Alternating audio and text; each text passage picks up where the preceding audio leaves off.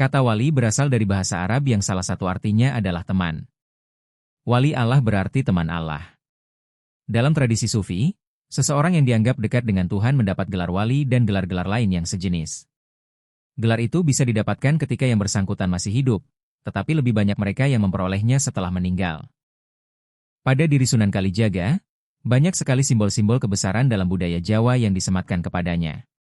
Tembang ilir-ilir, reformulasi bentuk wayang kulit, cerita mistik Dewa Ruci, pembuatan salah satu tiang utama, Soko Guru, Masjid Agung Demak dengan menggunakan tatal, sisa potongan-potongan kayu, penyempurnaan arah kiblat Masjid Demak, seni batik bermotif gambar burung, tembang Macapat Metrum dan Danggula, perayaan Grebek Sekaten, pengislaman Raja terakhir Majapahit, pengislaman Cikal Bakal penguasa Mataram, bahkan pengislaman Prabu Darmakusuma.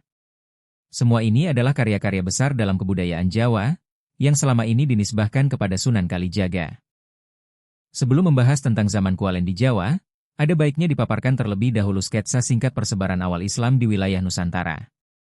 Hal ini perlu, mengingat bahwa munculnya legenda-legenda tentang orang-orang suci di Jawa tidaklah lepas dari merambahnya pengaruh Islam dalam kebudayaan Jawa, di samping persepsi dari orang Jawa sendiri bahwa para wali itu merupakan orang-orang yang paling bertanggung jawab atas konversi orang-orang Jawa menuju Islam, dari semula beragama Hindu-Buddha. Pada waktu Kerajaan Sriwijaya mengembangkan kekuasaannya pada sekitar abad ke-7 dan ke-8 Masehi, Selat Malaka sudah mulai dilalui oleh pedagang-pedagang Muslim dalam pelayarannya ke negeri-negeri di Asia Tenggara dan Asia Timur. Berdasarkan berita Cina zaman Teang, pada abad-abad tersebut diduga masyarakat Muslim telah ada, baik di Kanfu, Kanton, maupun di daerah Sumatera sendiri. Perkembangan hubungan perdagangan lewat laut antara wilayah bagian timur dan bagian barat Asia memang sangat mungkin, karena pada abad-abad ke-7 dan ke-8 itu ada 3 dinasti yang kuat yang mempertemukan antar mereka, yaitu dinasti Umayyah, 660–749 Masehi, di Asia Barat. Kerajaan Sriwijaya, abad ke-7 hingga abad ke-14, di Asia Tenggara yang menjadi transit. Dan dinasti Teang, 618–907 Masehi, di Asia Timur. Pelayaran dan komunikasi perdagangan yang dilakukan oleh orang-orang Islam yang melewati Selat Malaka sedikit demi sedikit meningkat, sehingga pada awal abad ke-13 terbentuklah sebuah perkampungan yang tetap bagi sejumlah orang Islam di Samudra Pasai, sekitar 15 km dari Lok Semawe, Kabupaten di Aceh Utara sekarang. Kedatangan Islam secara pasti di Jawa tidak banyak diketahui. Batu nisan kubur Fatimah binti Maimun di Leran, Gresik, yang berangkat tahun 475 Hijriah atau 1082 Masehi, mungkin merupakan bukti yang konkret bagi kedatangan Islam di Jawa, yang ketika itu masih di bawah pemerintahan Airlangga. Namun, hingga akhir abad ke-13, masih sedikit sekali peninggalan-peninggalan kepurbakalaan maupun berita-berita asing mengenai kedatangan Islam di Jawa Timur. Setelah periode di atas, terutama ketika Kerajaan Majapahit telah mencapai puncak kebesarannya, bukti-bukti proses Islamisasi di Jawa Timur dapat diketahui lebih banyak. Hal itu didasarkan pada penemuan beberapa puluh nisan kubur di Troloyo, Trowulan, dan Gresik. Di samping itu, berita M. Ahuan, seorang Tionghoa Muslim yang datang di Majapahit dalam tahun 1413 yang menceritakan orang-orang Islam yang bertempat tinggal di Gresik, membuktikan bahwa baik di pusat Majapahit maupun di pesisir, terutama di kota-kota pelabuhan, telah terjadi proses Islamisasi dan terbentuknya masyarakat Muslim. Sedangkan komposisi penduduk kota Majapahit, seperti dilaporkan M. Ahuan, terdiri atas 3 golongan, yaitu orang-orang Islam yang datang dari Barat, orang-orang Tionghoa atau Cina yang kebanyakan memeluk agama Islam, dan rakyat selebihnya yang masih menyembah berhala. Sebelum membahas ajaran Islam yang disebarkan para wali, menarik untuk dikaji mengapa sebutan para wali itu dibilangkan menjadi 9 atau songo dengan formasi yang kadang-kadang berbeda-beda orangnya. Di samping nama-nama yang sudah populer, dan dinyatakan sebagai formasi tetap, yaitu Sunan Ampel, Maulana Malik Ibrahim, Sunan Giri, Sunan Derajat, Sunan Bonang, Sunan Kudus, Sunan Muria, Sunan Kalijaga, dan Sunan Gunung Jati. Tetapi masih ada beberapa nama lagi yang di dalam babat-babat juga disebut sebagai wali, seperti Syekh Bentong, Syekh Majagung, Sunan Bayat, Sunan Geseng, bahkan Syekh Lemah Abang atau Syekh Siti Jenar yang legendaris. Dalam tradisi Jawa, seni wayang, gamelan, tembang, dan lain-lain selalu dinisbahkan kepada para wali. Tampaknya para wali memang mempergunakan media ini sebagai sarana dakwah untuk menarik massa sebanyak-banyaknya, khususnya wayang yang sudah sangat digandrungi oleh orang Jawa. Bahkan ideologi wayang ini telah menjadi sumber etik yang sangat unik bagi orang Jawa.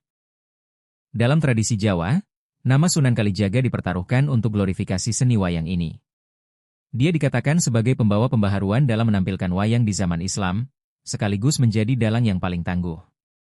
Hal ini sebenarnya tidak lain adalah untuk membesarkan nama Sunan Kalijaga sendiri yang memang populer di kalangan Keraton Mataram. Sunan Kalijaga menduduki tempat terhormat dalam tradisi sastra Mataram.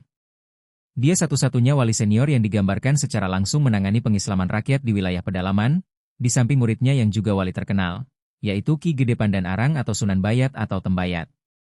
Dari mulai masa Mataram Islam inilah dikotomi kebudayaan pesisir dan pedalaman semakin mengkristal. Walaupun Sunan Kalijaga berkedudukan di Kadilangu, Demak, di wilayah pesisir utara Jawa, namun dia digambarkan memiliki hubungan yang sangat dekat dengan orang-orang penting dari pedalaman yang menjadi murid-muridnya seperti Jaka Tingkir pendiri Kerajaan Pajang, Ki Pemanahan, Ki Penjawi, dan Ki Jurumartani dari Pengging. Mereka adalah prajurit-prajurit tangguh yang menjadi cikal bakal berdirinya dinasti Mataram. Ketika Jaka Said menjalani masa mudanya yang hitam itu, dia menyandang nama lain, Berandal Lokajaya.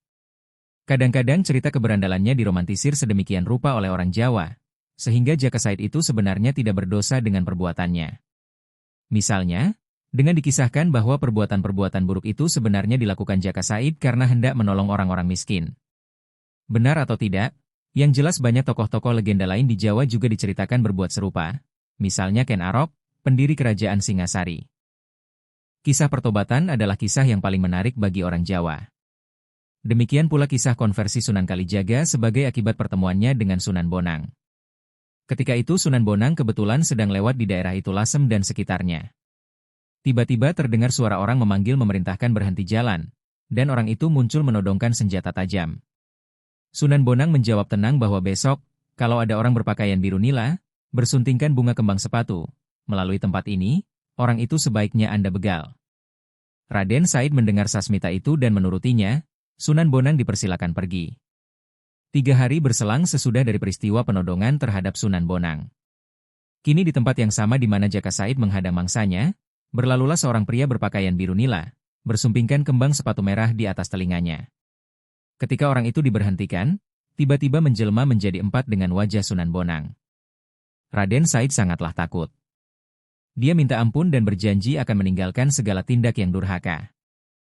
Dalam cerita lain dituturkan, saat Jaka Said hendak membegal Sunan Bonang, maka Sunan Bonang menunjuk sebuah pohon, aren. Tiba-tiba buah pohon kolang-kaling itu berubah menjadi untayan emas.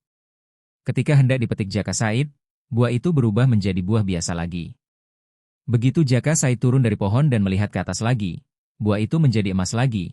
Begitu seterusnya, hingga tunduklah Raden Said kepada Sunan Bonang dan mengakui ketinggian ilmunya. Lantas Jaka Said berguru kepada Sunan Bonang dengan bekal ketaatan yang luar biasa. Dari sini dimulai babak baru kehidupan Raden Said sebagai manusia yang berusaha menjadi suci dan saleh, sampai kelak digelari Sunan Kalijaga. Sunan Bonang memberi wejangan agar Raden Said menebus dosanya dengan melakukan tapa brata. Petunjuk itu dilaksanakan. Jaka Said menjalankan tapa di tengah hutan untuk 2 tahun lamanya. Dari Jatisekar Jaka Said lalu pindah ke Cirebon. Di tempat itu dia mengulangi lagi pertapaannya di tepi sungai. Dari sana Raden Said ganti gelar dengan Sunan Kalijaga. Pada masa selanjutnya Sunan Gunung Jati berkenan mengambil Sunan Kalijaga menjadi iparnya dinikahkan dengan adik kandungnya. Karir Sunan Kalijaga mulai menanjak terutama setelah datangnya undangan dari Sultan Demak ketiga, Pangeran Trenggana, untuk menetap di sebuah perkampungan di dekat pusat kegiatan pemerintahan Demak, Desa Kadilangu namanya. Moderasi sikap politik Sunan Kalijaga diperlihatkan dengan berpindahnya kekuasaan Demak ke Pajang di pedalaman. Sebagai guru Jaka Tingkir, praktis dia ikut terlibat dalam proses pemindahan kekuasaan tersebut. Dengan berpindahnya pusat kekuasaan, maka berakhir pula sengketa berkepanjangan antar kerabat istana di Demak. Secara politis Kesultanan Pajang hendak mewarisi tradisi Demak, tetapi karena adanya rongrongan dan pemberontakan oleh Mataram yang baru tumbuh, maka hancurlah kerajaan Pajang, dan pusat pemerintahan berpindah lebih jauh ke pedalaman. Sebagaimana telah disebutkan, Sunan Kalijaga memiliki peran yang sangat besar dalam pendirian dinasti Mataram. Dia yang meminta kepada Jaka Tingkir untuk memenuhi janjinya memberikan tanah hutan Mentaok, Mataram, kepada Ki Pemanahan, nenek moyang Raja-Raja Mataram.